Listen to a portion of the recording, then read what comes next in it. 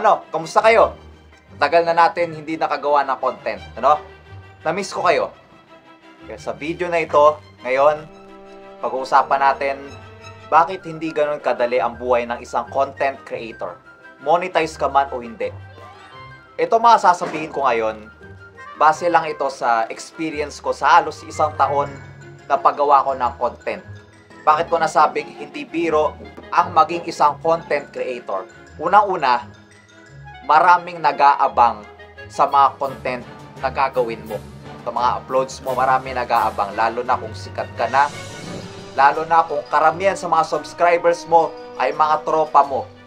Yan yung na-experience ko sa halos isang taon na paggawa ko ng mga content.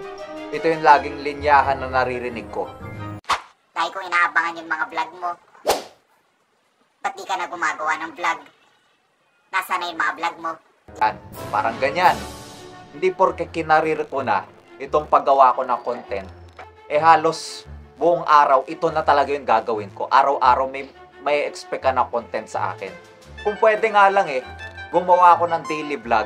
Kung pwede lang talaga, gusto ko talaga yon. Hindi lang ito yung focus ko.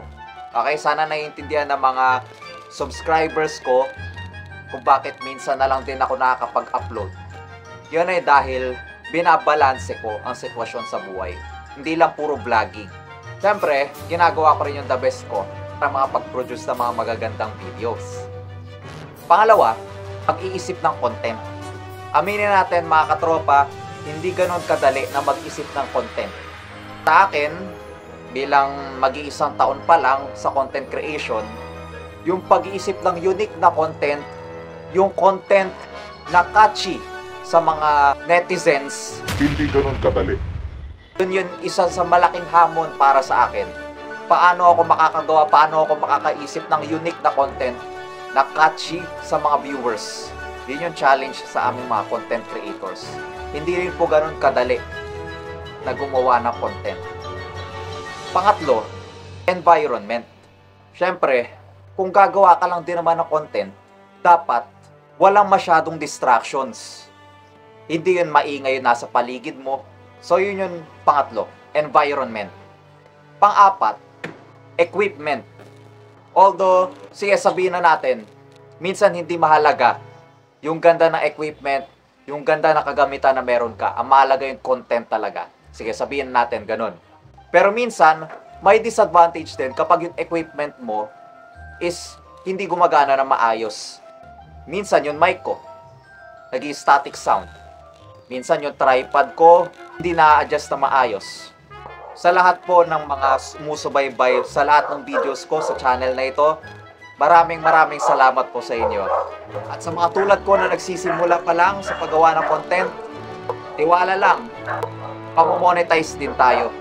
Alam nyo, may kwento ko lang noong mga time na tinatamad na talaga ako.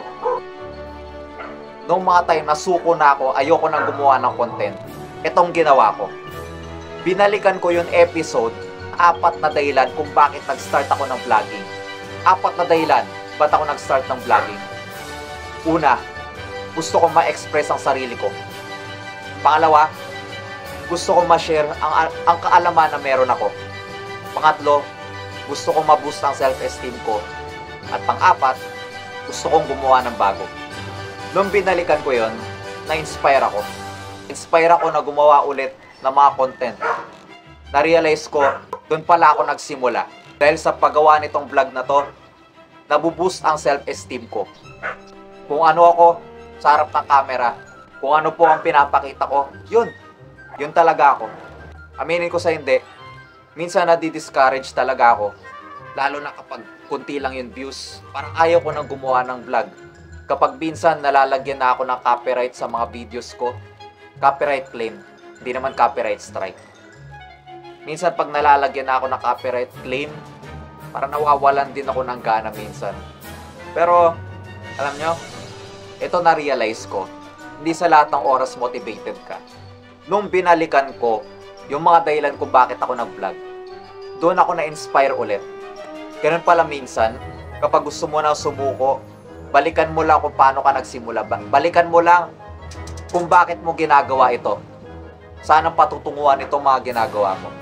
And makikita mo, unti-unti, di mo napapansin, nai-inspire ka na pala ulit na gumawa.